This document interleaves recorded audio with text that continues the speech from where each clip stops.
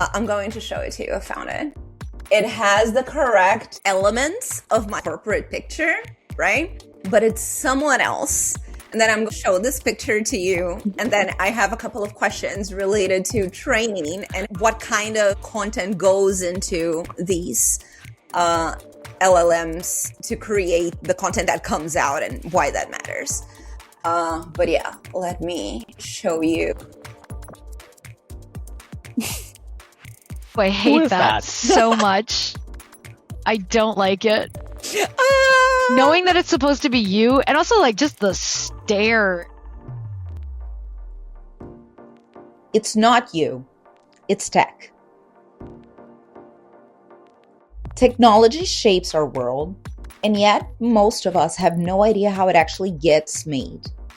And that matters, especially as we're heading into a future of dystopian novels. My name is Simone, and I've spent most of my career in tech, being the translator in the room when engineers and users need to understand one another. That's what I'm bringing to podcast format. Conversations with friends, some who build tech, and some who only get to experience it in their daily lives, exploring why technology exists, what problems it is solving, and where it's headed.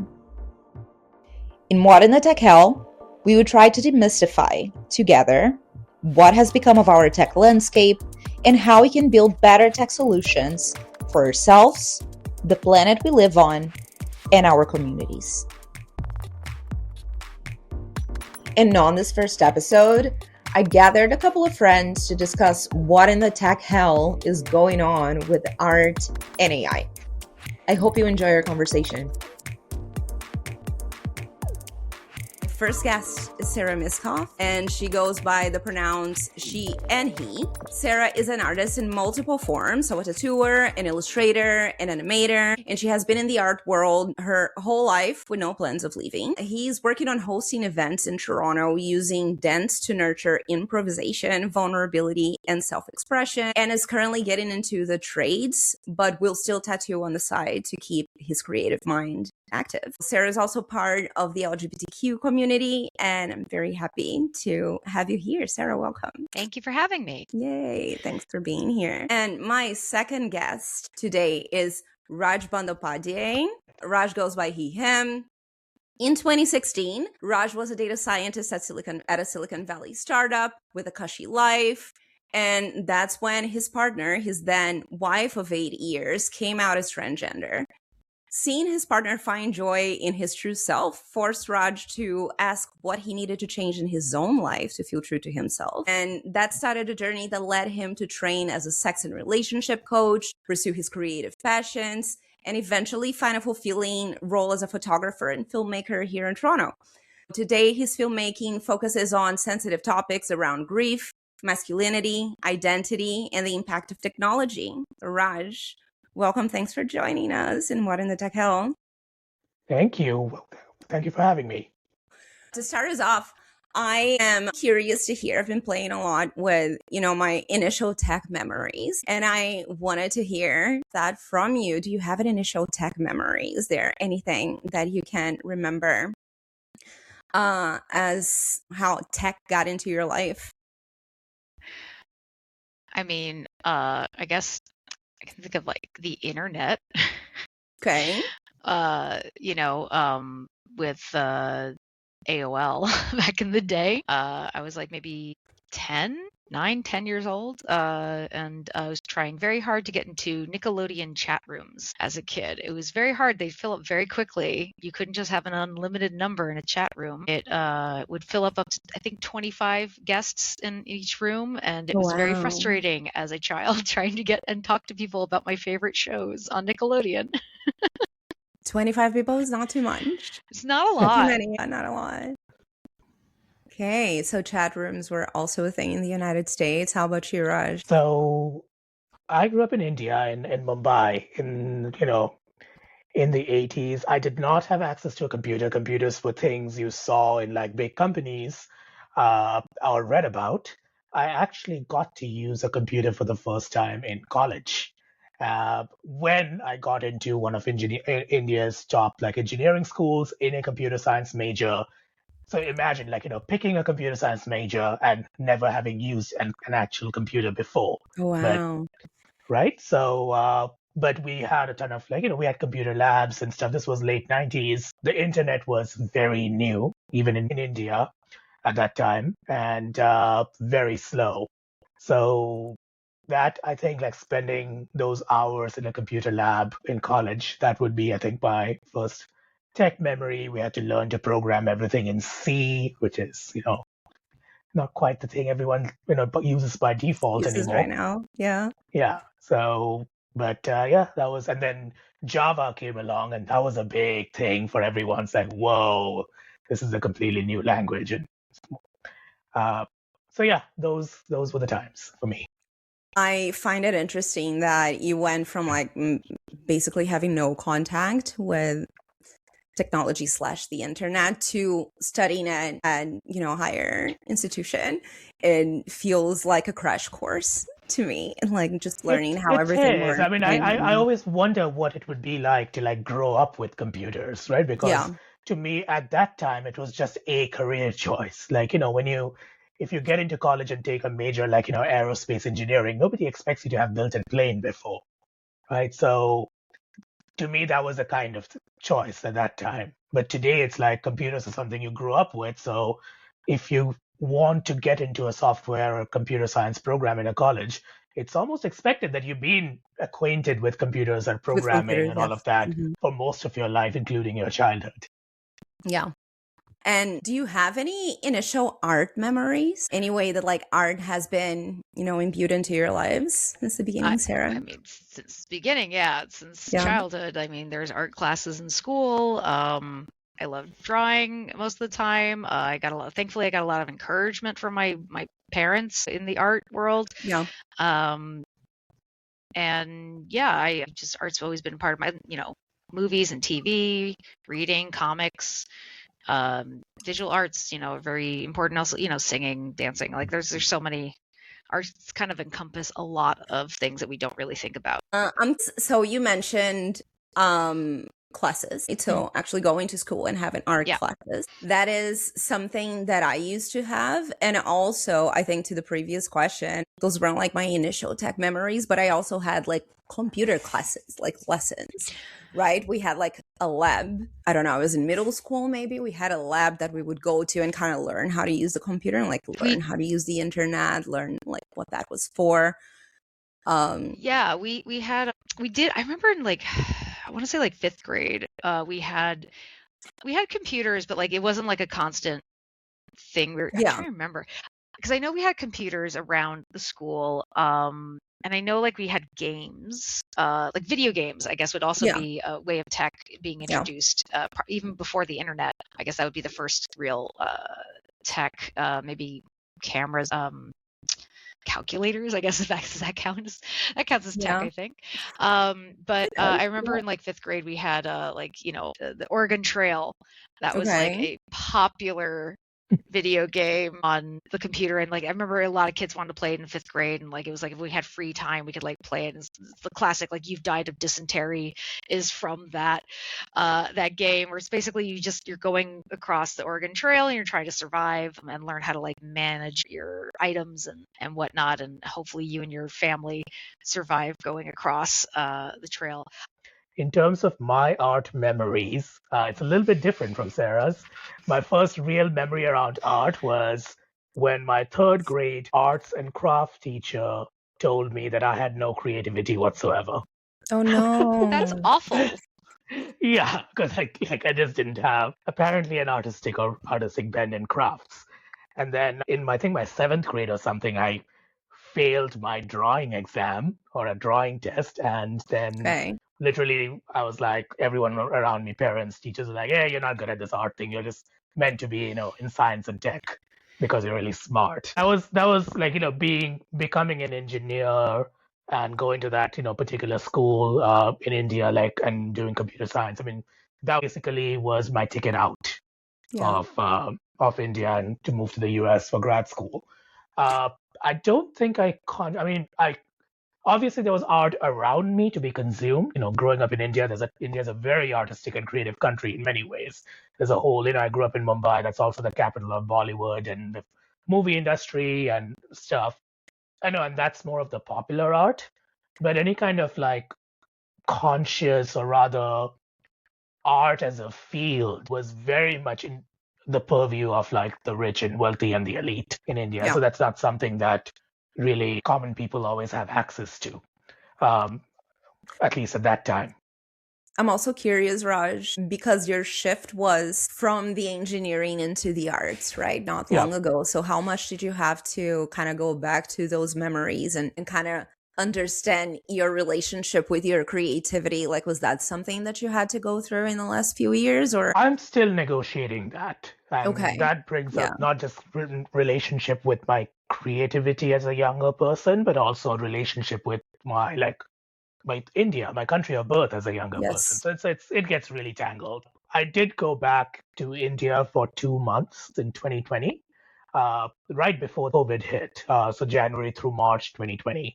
And this was because I was taking care of my parents' estate. They'd both passed, and I literally took like time off work, and I had nothing to do. I was like, I'm going to go to India and figure out all this bureaucratic shit for 2 months.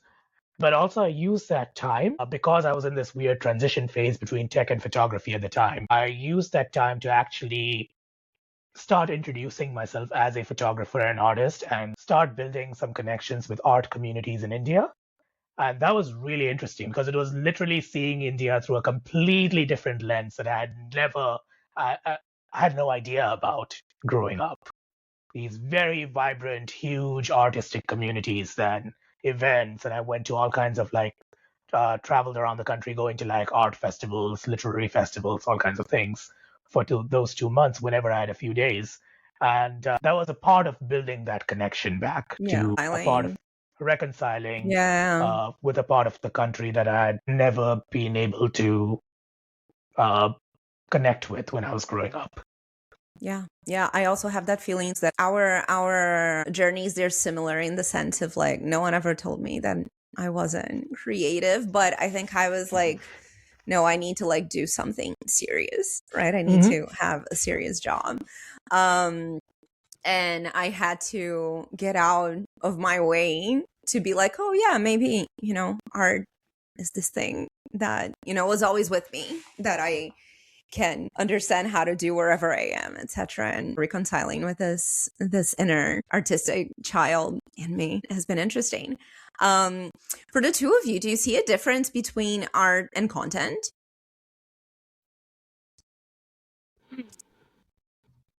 I think for me, I don't know. I mean, I'm sure the lines are blurry.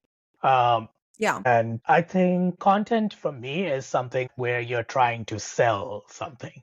And the sell can be in a broad sense. It can be trying to sell an actual product or service, or even a message that you really want to get across, want the other person to believe. Whereas art can also be in service of a message. And I think that's where the overlap is. But typically art is coming from more of an inner place, where it's more of the artist kind of expressing their beliefs rather than with the intention of selling or persuading. Selling something. I agree. I would say like with content, because the content sometimes can be very manufactured, and there isn't a lot of creativity behind it. It is just to get it done. It's very bottom line, almost cookie cutter. When you're forced to make content, then yes, the quality of it will go down. It's still artistic in a way, but sometimes it just becomes repetitive, has no substance to it. And but when you're making content at your own pace, with your own standards, it will be a lot slower, and you can produce that and make it art at the same time. It just won't be as frequent, and hopefully you have good follower base or people who are like your product, your brand. This is my least favorite thing to do, is making content. I hate it. It is like painful for me because I also used to be an animator, And I wanted to get out of that world so I could work in the physical world of like working with a person and drawing on a person or drawing physical things. But then they're like, oh, but you also have to sell yourself and make videos and, you know, make content, because then you're going to get lost in this algorithm that only prioritizes, you know, people who are constantly churning out stuff like every day, every second. And that's exhausting. And I got out of that world, and now I wanted to get out of that world, but I'm getting sucked into it, and it's my least favorite thing. When I tattoo, my favorite thing is to actually tattoo people, not to make constant advertisements. Content about it. Yeah, I don't want to. I just want to be in the moment. I just want to connect with a person. That's like my main goal for it. I feel amazing after I've tattooed someone, especially when they're having like a great reaction, which is pretty frequent. And to have this disconnect of like, okay, now I got to record myself being a person to sell myself being a person. It's so complicated. You know, I guess you're right. And most artists, content is the thing you make so you can make the money to make more art. To make more art, yeah. So it's the double-edged sword, you know. It's like I need to make content so I can get paid. Yeah. What do you use art for, Sarah? What do I use? That's a great question. I mean, I use it as an expression to have like a connection with people. You know, I notice when I make art and people are like, I like that, I relate to that, I connect with that. It opens up dialogue, it opens up conversation. And sometimes I think it's like kind of that art imitates life thing. Like sometimes I think like art inspires science, but then science inspires art back, like a volley, you know, like Star Trek is a great example of art, you know, art inspired by science, but then that inspired other artists, and it just goes back and forth. I love it. Or other scientists, you know, because I know there's so many people in the sciences because of the art they saw. Because of the art was inspired because of the science. So it's like this, you know, chicken egg situation. So I love that. I love that connection. Yeah. How about you, Raj? What would you say you do art for? I think for me, art is useful as a reflection on society, in the sense that ideally, if I can make the art I want, it would compel a viewer to see some part of their life in the art, whether it's photos or a movie or whatever, and then reflect on how that applies to them. And that could be a good feeling or a bad feeling or a whatever. I'm not judging feelings. I think sometimes it could be like inducing joy, sometimes it could be inducing something scary, but I would consider a piece of art to be successful, quote unquote, or good art if it can hold up a mirror in some way. Okay. So we're talking about connection. We're talking about invoking feelings into like spectators. Yeah, it helps like people be seen, which I think is kind of a combination of like both of what we're saying, is that like, you know, someone connects with something, but because it provoked the feeling, and then they feel validated, right? So being seen and being heard in a weird way, and that they're not alone. Yeah, there's one thing that brings me back to chat rooms in the 90s and 2000s again, because I feel like the feeling of connecting and being seen through art reminds me of the feeling of like getting to know someone who was in a different country, like in my early teens, and being like, oh my God, we're into the same kind of stuff. It was a similar type of connection for me. Like when I show my art to someone and they get it, and I feel like it's similar. Yeah, I feel like art also does draw people. Like it's almost like a signal, like, hey, I put this out there, and then people come towards it. Like the people that you want will come towards it, basically. Yeah. So, but this I think goes with content.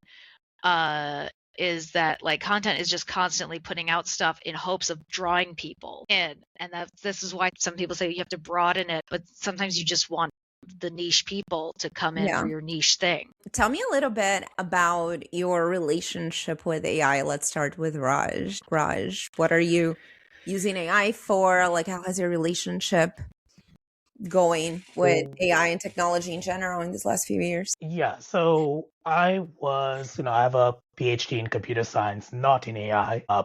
Worked as a software engineer for several years after that. And then in 2013 or so, I got into this very new and upcoming field called data science and machine learning, which I got really into, and I turned out I was pretty good at it. And so I worked in that field for a while as a data scientist. And in the course of that, I learned quite a bit about machine learning in fundamentals of machine learning. And then I left tech, I guess, started leaving tech in 2017 or so, and then completely left tech in 2020. This was right before the whole advent of LLMs and ChatGPT and all of that. So when that came out, I was very skeptical. I was like, I don't want to use this. I'm not interested. I'm an artist. I want to stay in the realm of art and not kind of dilute it in some way. But over the last year, I've started using AI quite a bit. And what I'm using it the most for is as an assistive device. So I've always struggled with things like time management, organization. I've been diagnosed with ADHD, that sort of thing. And what I found is that AI is good for a couple of things. One is it's very, very good at today's AI, the LLM paradigm. In this paradigm, LLMs are very good at summarizing and organizing large amounts of information.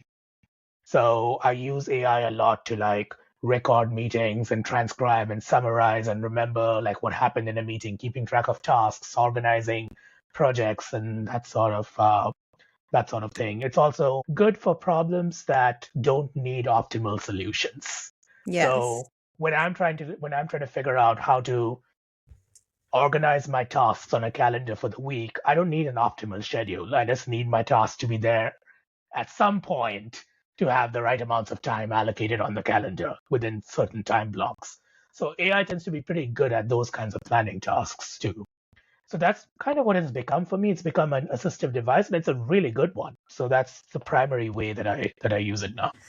How about you, Sarah? How have you been using AI, and how has your relationship with technology been in these last few years? Oh boy. Yeah. So at first, when I heard about generative AI and I feel like AI has been around for a bit longer than for much longer. Yeah, what's happening now. But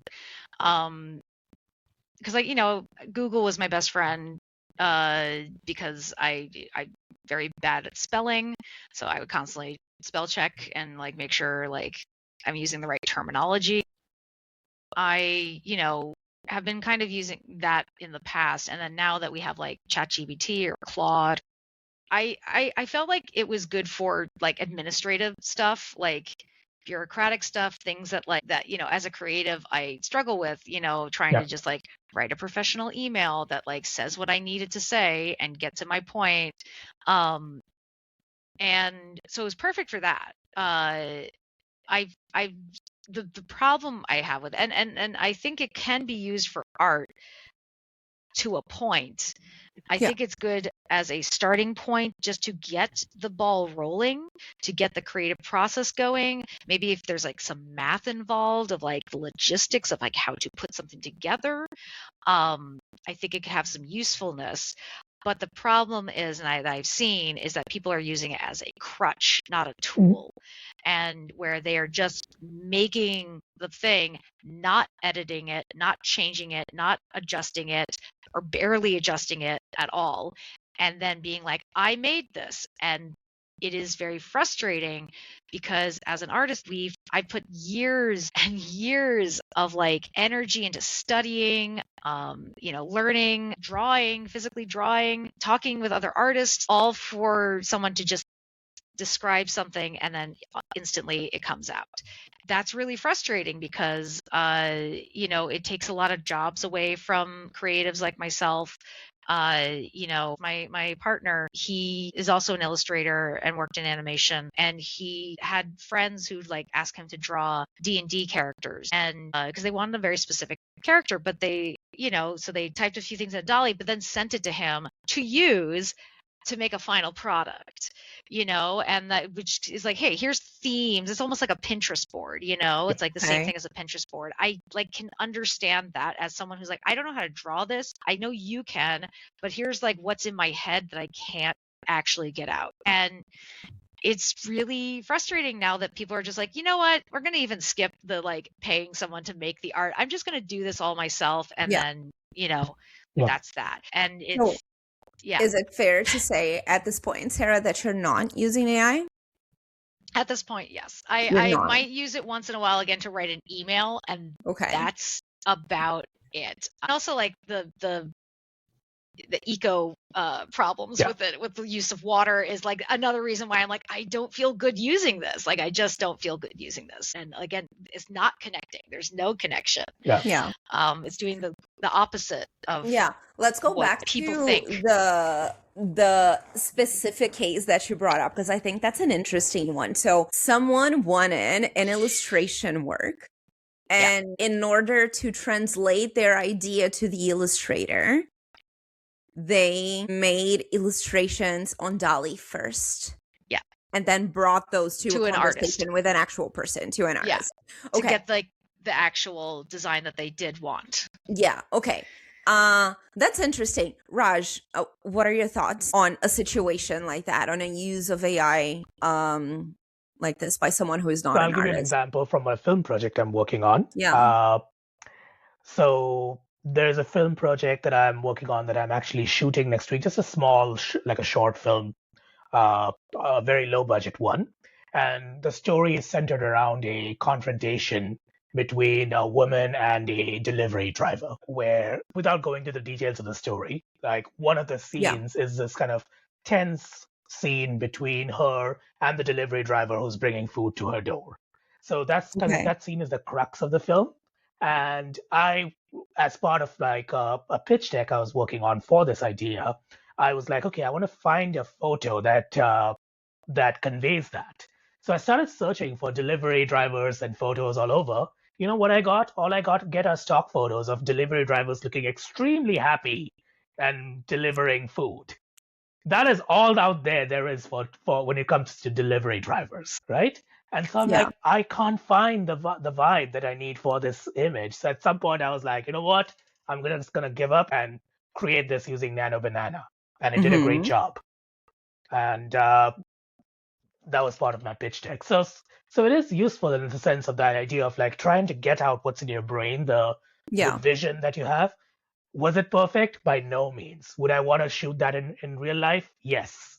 Yeah. Like the technology for photos and video, especially video, is nowhere close to usable for real film. I feel like this stuff could be good for like previs, like pre-visualize stuff. Like again, like before, not as a final product. I feel like as a final, and the problem is people are using it as a final product. That's the I think one thing couple of things I like to say about AI is that the analogy I want to use for people to use AI is like, it's like working with a very smart, very enthusiastic, and very inexperienced intern. So you have to always give them extremely detailed, careful instructions, and you always have to check their work. They can do a lot, they can work very hard, but they can completely go off. And then in order to be able to check their work, you actually need to know what good looks like. You need to understand it, yeah. If you are not an expert in a field, so you have no idea what good looks like, you are going to look at the content that an AI generates and be like, yeah, that looks good to me. Yeah, good enough. Good enough. Like if I try to do an illustration or whatever, I look at it and be like, that looks like a decent enough image, but I'm not an illustrator. I don't see my illustrator or designer friends see all these little details that I have zero idea about. What I'm hearing is that it might be okay, maybe, or using AI might be useful when we do have a problem that we want to solve, or maybe there's like a very specific thing that you need done. I have been thinking a lot about the sale of LLMs as this one big solution for all things from writing to painting to thinking about math to thinking about health. So I'm curious to hear your thoughts when it comes to, okay, thinking of art. These are maybe like the problems that I would like to solve in my day-to-day with art that AI could be really helpful for me. Instead of like thinking of this, all-encompassing solution that can solve everything and that understands art and that, could solve everything, every single problem in like a mediocre kind of way.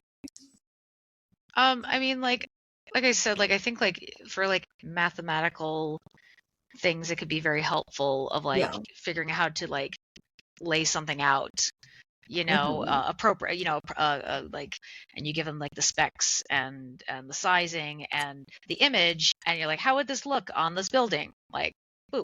All right. When you need something very quick, it's very useful. The thing is that we also think that everything needs to be done quickly.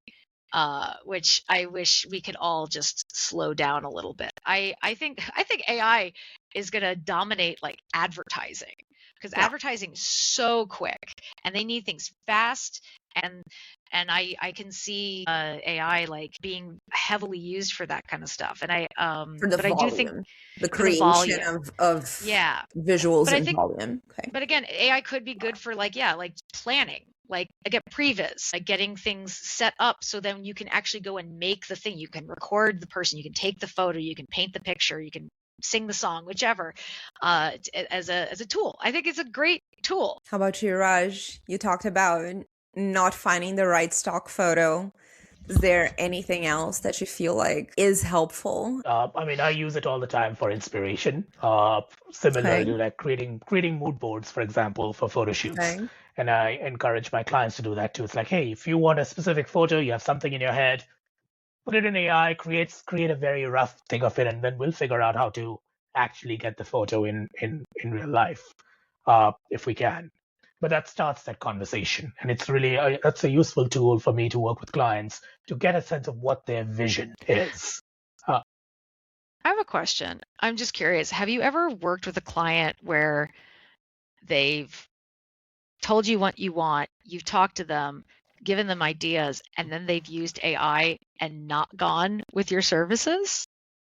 I'm just curious if that has happened. I hope it hasn't, but I mean, it's entirely likely, but if that's the case, I wouldn't always know. So here's the thing, that goes into something else. So with photography, I feel like there are certain kinds, and that's true for a lot of different kind of art forms, I think. There are certain kinds of photography, or certain genres of photography to which we don't really have that much of an emotional attachment. For example, corporate headshots. Nobody that I know about is too attached to their LinkedIn headshot. It's like for most people in the world, is something that just needs to be done. And it's like pulling teeth for them. Most people are going to outsource that to AI now. They'll, do the thing of like taking a picture on their phone and then uploading it to an app and getting like 5 corporate images and using one of them. Product photography for a lot of them, like catalog photography, for example, when you just need to, get a photographer to take pictures of 1,000 products to put in a catalog. People are probably going to be fine using AI for that. Your wedding photos, maybe not. That is probably, you may want to alter, like I'm sure there'll be people who will want to alter them in different ways. But though, you have an emotional attachment to that typically. And so that may be something that you want to hire a photographer for, because you do want to capture the human aspect of it. In my case, like most of my photography work, I'm a personal branding photographer. I work with a lot of professional speakers and authors who are writing a book or a speech, and they want to capture something that's specific about them, and they are very emotionally attached to their photos because their photos are about conveying a very particular set of emotions. So it hasn't happened to me yet. But again, these technologies are constantly evolving. So or at least hasn't happened to where you're aware of it, at least. Yeah. I'm sure, like, in a few months or even a couple of years, we'll be at the point where it can generate pretty realistic photos, even of like, various emotions and things like that. I have a sad/funny story with corporate photos. I was dealing with AI and my LinkedIn photo. And basically, was giving me a prompt to like, no, try our AI, please try our AI. And I'm like, okay, I'm gonna try our AI. And then I was like, make this round. Just my LinkedIn photo, I just wanted it to be round, right? What they chose, the product choice was to upload my image, recreate my face all over again, and then make it round. But they created another face. I'm not sure I can show you here. Maybe I'll find it. It looks like me, but it's like a pasteurized version of me. I'm going to show it to you. I found it. It has the correct elements of my LinkedIn profile, corporate picture, right? But it's someone else. And then I'm going to show this picture to you. And then I have a couple of questions related to training and what kind of content goes into these LLMs to create the content that comes out and why that matters. But yeah, let me show you. Oh. Oh, I hate that? so much. I don't like it. Knowing that it's supposed to be you, and also like just the stare. I know. And it has all the elements of my LinkedIn picture, right? The eyes not smiling at all. But my face no, it is dead. Uncanny Valley. Very uncanny valley. Yeah, but as a photographer, I have to say that one thing that I always struggle with is even before AI, it's not pre-AI, is how much people's actual appearance can differ from how they see themselves. How they see themselves, okay. Yeah. Like I'll talk to people. Sometimes I'll have some people who are clients versus not, and I remember having these experiences where I would like take a photo of somebody that to me looked like the best version of them, but still them. Yeah. Like that person. And then they would show me like a very, very altered version that was much skinnier or much whatever, very different. To my eyes, I'm like, that doesn't look like you at all. It looks or a version that to them looks like 10 years younger or whatever. And then they would very confidently, the person will be like, this feels like me.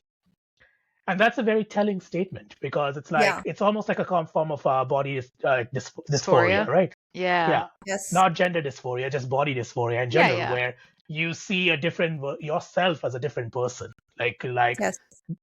There might be like you see yourself like as a skinny person wanting to get out of your body or something like that.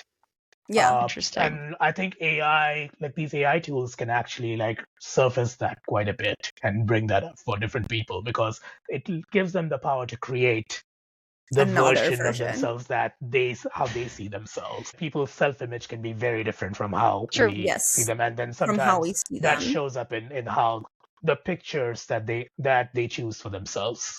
Yes. It's funny that you say that, and like I don't know if this is terribly related, but like sometimes I'll see photos of myself and I'm like, that doesn't look like me. Like, but I do know that photos sometimes will flatten people out. Yes. Because then I look in the mirror and I'm like, that does not look like the same person. Yeah. But I also know there's like a warped, it's the way the lens and our brain processes mirrors differently than photos too. And I like what I see in the mirror, thankfully, but like photos, I'm like, it's really hit or miss. And I have a whole theory on how people who take photos, like, on their cell phone with like women versus men usually sometimes because sometimes I notice when women take photos of me, I look way better, and then when men take photos of me, I do not look good at all. But that's the casual person, not a photographer per se. Yeah. But what's the difference? What's the better versus not? They always they catch me like when I'm like a very nice smile, where I look very like relaxed and just my good side, I guess, is like the best way to explain it. And then when like my partners sometimes will take pictures of me, I always see like where I'm sagging in places, where like there's like parts of my body that are like shaped weird, that like because I'm sitting in a weird angle, like they like there's or they'll take it from like too low or too high. Yeah, and I think women, especially, and women have always been socialized to be conscious of other people's That gaze, too. and now with phones, it's like you get that constant practice. Yeah. I've So also even if worked you're, on yeah, trying to just let go and be like, you know yeah, what? That's what it is. Like if yeah, people and if they're going to treat me poorly because of it, because of society, yeah, those are people I want to interact with. I'll probably yeah, interact with the people who still are going to treat me well yeah, based on my photo. Yeah. And I want to go back to the ways AI can produce images of us. I understand your point, Raj, of it allows us to create this different version of ourselves that can only exist online. But I'm curious if it's possible, or if you can, the two of you, as you're using technology and as you're using AI, to ignore the challenges that we have with training, right? Because my best guess of what happened with this picture is that this app's AI had not seen enough non-white faces to yeah, understand that the picture it was seeing, it was not of a white yeah. woman, and then it just tried to, smudge my face to make it the form that it could recognize. All these LLMs, they are trained on data that is available on the internet. We understand that there is a lot of bias in the data that we can find on the internet. I will add information on that in the notes for this show. But yeah, I'm curious, when you're using AI, is this something that you're actually thinking about when it comes to looking at the output and being like, oh yeah, this output's kind of informed by that, by the initial Absolutely, data? absolutely. Because for my film work, like when I, now as a filmmaker, you always have to create visuals to illustrate, even before you make a movie.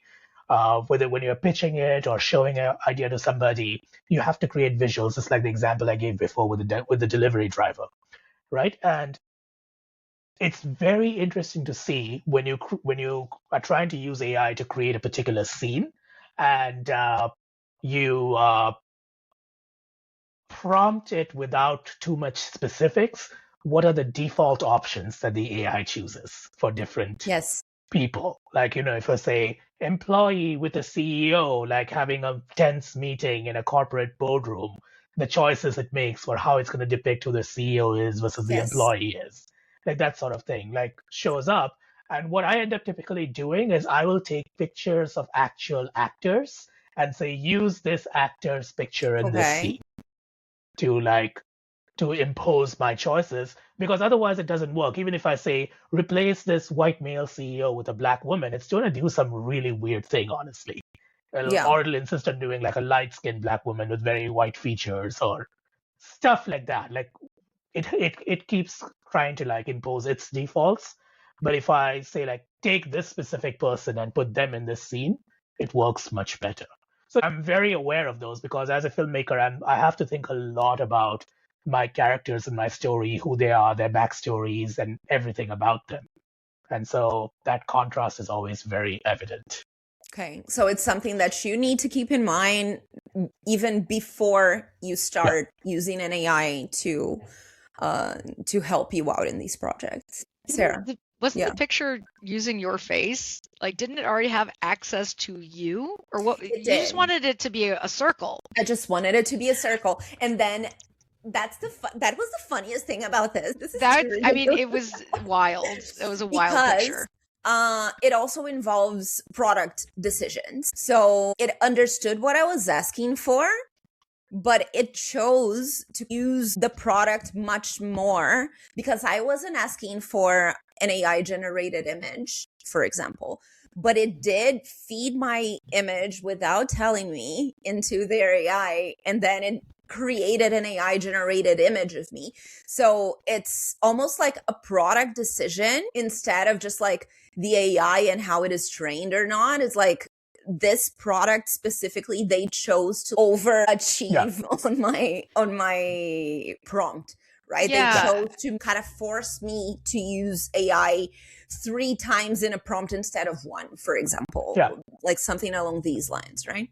Does Like, that yeah, make like sense? Sarah? it wasn't. Oh, totally. It was like it Yeah. just was doing extra stuff that wasn't Exactly. asked of it. That I haven't That's why I was asked like, for. Exactly. that's why I found that really interesting. That it just like, like, yeah, we could do the circle, but we could also like completely change your appearance. Not being, which is so weird that it did. I don't know if that's like a glitch or if that's what it does normally. I don't think that was a glitch. It's the goal. It's the goal of that product, at least in that situation. Yeah, So but then you have to think about what an AI product actually is, right? So yes. it's probably backed by an LLM, one of those, the big Yes. LLMs. And then there is a layer in front of it, which has probably a bunch of system prompts built in Mhm. on how to interact with your prompts and the input image. And a lot of that, a lot of the engineering goes into, and the product decisions go into that system prompt. Into that layer. Yeah. Yeah, to that layer, and how much work they're doing in that layer. And a lot of times, even the companies who are building these apps, they don't really understand the back end very much of how much it works. They're making that layer a very dumb or thin layer.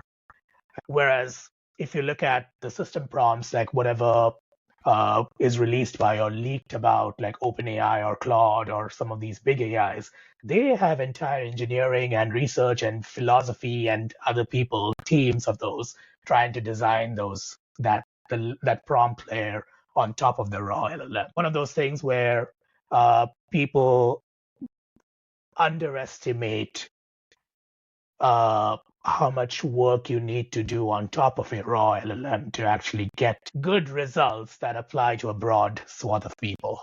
Yeah. The LLM also depends on the UI on top of it, right? If your product is misleading, you're going to be, for example, prompting it way more than you understand you are, than you think you are. Yeah. So yeah, it needs to be on top of a product that is solid. You're very right, Raj. And yeah, we're reaching our mark here. I have a few less questions, but maybe we can start with, where do you see your art going in the next few years? Sarah, do you want to start with you? To be honest, I don't know at the moment. Yeah. I'd like to continue doing the tattooing. I've been getting back into like physical media, like painting. I'm trying to like personally try to take it back and be more in the physical world. Yeah. And less digital. Like I was saying before, I'm like, I wish we could take a step back from like technology in general. I don't know, maybe it's because like the millennial in me is just like, I miss the good old days and things like that. I think there needs to be a balance. Like I think just relying on digital is over time not healthy, because again, it polarizes everybody.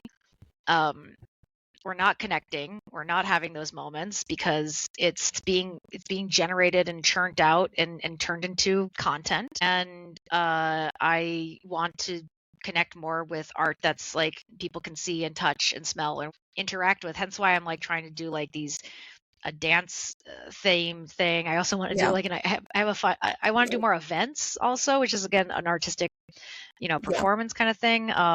Because it's hard to generate AI with that stuff. But I think moving forward with me and my art, I think I'm going to try to go more towards like traditional physical stuff, world. The physical world. I love working with my hands. I love being in it. And I share the event and in-person get together. I think this is really the future of connection. We need to meet more in person. Yeah. So we can use it to like make the invites, we can use the digital parts to like make the connections and everything, but then we actually have to go there and be there to do it. There with each other. We have to follow through. Yeah. How about you, Raj? Where do you see your art going the next few years? I think the big thing that I'm focusing on, this year, I'm trying to just make as many short films as I can, because I need a foundation of those to as a filmmaker. But the particular aspect of the craft that I really of filmmaking that I really care about is storytelling. And storytelling is obviously, in the film world or any world, has a ton of craft built in about how to construct a well-told story. Right? There are frameworks and tools and all kinds of ways, heuristics if you say rules of thumb to create what goes into creating a good story. But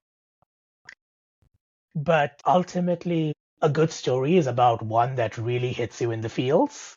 And there is an element of art there that I have not seen AI be able to meet. And I don't really foresee it being able to meet because even in the near future, because the best stories come from human experience. Whether it's your own lived experience or somebody else's, because they're the nuances of that story that we feel. Like one of the ways I use AI is that if I have a story idea and I want to compare it with a bunch of frameworks, and AI can actually do a very good job taking the story synopsis and saying, okay, based on the framework, like the hero's journey framework, these are the stages that I see. This is what it meets. This is what it doesn't meet. And I can have a story that perfectly hits all 9 stages or 17 stages or whatever, and you read it and it still feels like nothing.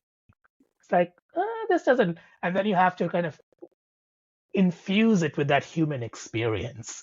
And I think that's the space I want to master. And that is very much a human kind of emotion, AI-free space that I would like to play in. It also makes you realize how much of the problems with AI are because people in tech, people who are engineers and build these AI systems, have no concept of what art actually is. The most they can understand is confusing craft with art, which is a distinction we didn't quite get into, but that's an important distinction. I want to point out one of the things with art that I've learned over time is we have this idea that to make art means it has to be good art. And the thing is, art isn't always necessarily good, and which, to quantify that is also like a hard thing, like its own problem, right? Yeah, I've had so many friends who are like, oh, I don't know how to draw, which is a lie. They tell themselves everyone knows how to draw. Like, if you can hold the pencil and move it around and leave your image on something, then you technically know how to draw. But they think I don't draw well, so I don't know how to draw. Hence, this is why, going way back to when, Raj, when you were talking about in school and how, like, oh, you don't have a career in this. It's like the whole point of to make art is to be human, is to make an expression, to express yourself. Whether or not you're like, and to, if you want to express yourself more precisely, then you will study it and do it more. But if you're just making it to make it, that is also so valid. And I get so angry where it's like you're taking away people's creativity, because also it takes away critical thinking skills as well, because if you can't express yourself, then you also limit yourself emotionally and mentally and a lot of other ways. So it's very frustrating, especially with children. Oh my God, like just telling a kid that like you can't draw is like you have such a skewed long time to get rid of that voice of that teacher. Yeah, and like, but there's a lot of people who don't know that, and don't get that outside validation of like, no, you're making art. You are making art, and art doesn't have to look good because it's subjective. And like, what I find not my cup of tea might be everyone's cup of tea, but it's all subjective. So if I say, oh, it's not my thing, that doesn't mean it's bad and it's invalid. It's just I don't connect with it, versus other people who will connect with it. Anyone can draw it. You can make art, even stick figures. It's art. It's all art. I'm very like adamant of like that people can make and create things. It also touches on, it's almost like art for the spectator, the craft, or like the content, or the one thing that you need to put out, versus art for the artist, art for the expression of it. Right? And it's also like we've also monetized it. So if it doesn't make money, it is worthless, which is that's another story for another day. But like, I think that's why I want to encourage more people to like try. And when you're just doing just AI, you're not actually in it. You have the ideas, that's great, but like you're not connecting. There's a middleman that's preventing you from actually getting that executing your art. The satisfaction in your brain to be like, I have created this completely, and Simone, you and I had this conversation in a different time. I remember where we talked about the importance of friction. And Yes. friction, you need friction to create good art. One of the problems with AI, the way they're designed and imposed on us, is they advertise that is a feature, that they remove all friction. But friction is where you really have to like push inside yourself or go inside yourself and get uncomfortable with something. And that's what brings the art out. I try to tell people, like, when you make mistakes, that's actually a great thing. And we have to really like focus on the failures, and like in a good way of like, oh no, okay, now we know what not to do or what doesn't work. And, you know, and it's hard. That's a very scary thing. It's vulnerable. And that's hard for a lot of people. And instead of wanting to be vulnerable, they're like, well, I'll just make something perfect and not have to like, you know, if you're using AI to make art in that way, right, to make your final piece of art, it is very much like not allowing yourself to be vulnerable. It is very much like it's a wall. Yeah. Simone, can I add something here before we finish? Just sure. point again. Sarah, you bringing up some things about AI, some problems about AI, and I had exactly the same conversation with someone else on LinkedIn today, so I feel like this is important. People often bring up two big challenges with AI, and those are both very valid. One is obviously the environmental impact. The big three AIs, they use huge data centers, all of that, huge environmental impact. The second one is the politics as well as surveillance and all of that, the state we are creating. I think both of those things rely on a very common assumption, which non-technical people often have, is that the only LLM technologies available are the big three companies, which is OpenAI, Anthropic, Claude, and Gemini or Google. One of the most exciting developments to me in the AI space is that there are a ton of other LLMs being created, many of them open source, many of them by smaller companies, many of them available for free out there, and many of which can actually run on your laptop, literally, or smaller computers. And they're getting better and faster constantly. So like I run a very small LLM on my Mac Mini, which is like 16 gigs of RAM. And that does as well as ChatGPT did maybe like a year ago or a year and a half ago. So people are not aware of these, that this is AI is not doesn't just mean these three companies. One of the reasons why I try not to use Google and why I was using DuckDuckGo. So like, but then of course it blocked me out and I couldn't use this app here and I had to switch, which is like, you know, I'm trying to, but they make it very hard. They don't make it easy to transition out of it, you know, like I still have Gmail and I'm like trying to like, oh, you know, but I have like this whole, like my whole thing's like intertwined with it. So it's like, do I leave it? Do I find a new one? You know, some companies have hostages, not users. Yeah, exactly. Exactly. You just have to stay there. It's the convenience. And I'm personally trying to like slowly like transition out of it. So you know, I have DuckDuckGo on all my browsers instead of, but then it's always like, anytime I use Gmail, it's like, do you want to like switch over to Chrome? And it's like, can you shut up? Can you turn this feature off? I want to stop being asked this. No, exactly. The other thing to think about is if you want to move away from the big three AIs but still use other capable AIs, so you try something like OpenRouter, or there are similar services, which are basically gateways. You subscribe with one subscription or one payment, you get access to a ton of different AIs, not just the big three, but a huge range of them. And then you can choose which ones you allocate your money to. Yeah. Amazing. Yeah. So all the technologies that people using AI should be aware of, and especially those with concerns with AI. Sure. Yeah. One of my biggest reasons behind this podcast is really to understand and create conversation around the fact that the choices that we're making with AI, they are bad right now. Like we're all kind of worried about them, right? But they are a specific set of choices. There are specific business choices. None of it is like was given to us by God. Like none of it just like sprouted in nature. All of it is like business choices, political choices that are coming up, and like the way the LLMs are created and like the amount of energy they use, like all of that, there are other ways to do it, right? Yeah. So that's definitely a conversation that I want to start. Thank you, And I Rob, think for like it's bringing it up. important that especially countries now also like think about their own sovereign AIs or like moving away Yes. from, American, big American company AIs, all of that. It's getting more and more political and interesting. Yeah. Very All true. right. Anything else that you'd like to add before we go? Okay. I think this was Anyone great. want a Thank you. tattoo?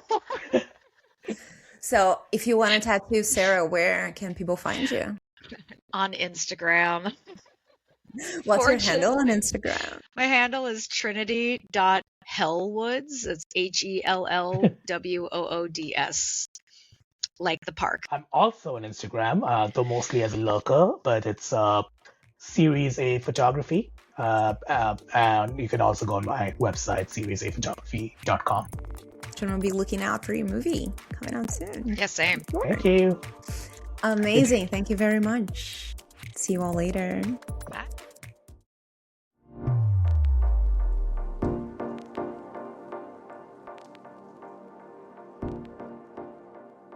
All right, so this is Simone from the future closing this episode.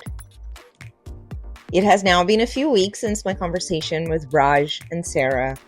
And again, I'm so grateful to you two. Thank you, my friends, for believing and showing up for a first episode without really knowing what we were getting into together. Thank you so much. But on the topic of this episode, just last week, OpenAI announced it will be shutting down SORA and all text-to-video models related to it. SORA has been a big staple of AI-generated art, quote-unquote.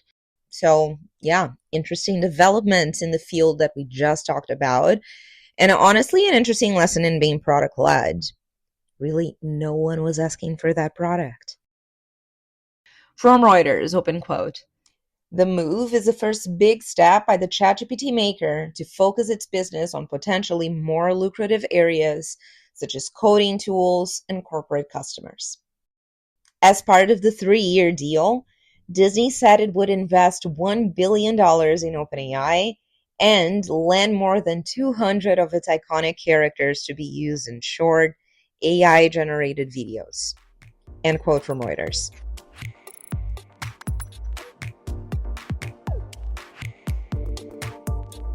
After listening to this episode, there are a few things that I want to point out.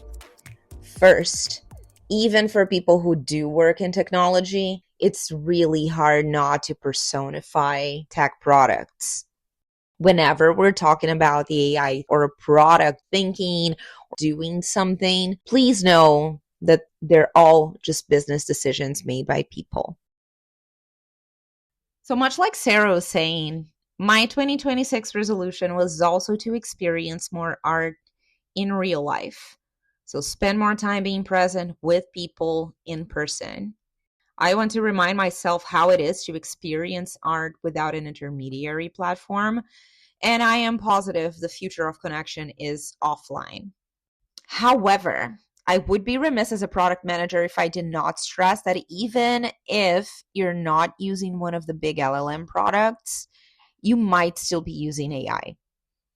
Products that at a first glance do not seem like an AI product, like a Google search or a messaging app like WhatsApp, still may have AI embedded in them in ways that you as a user might not fully notice.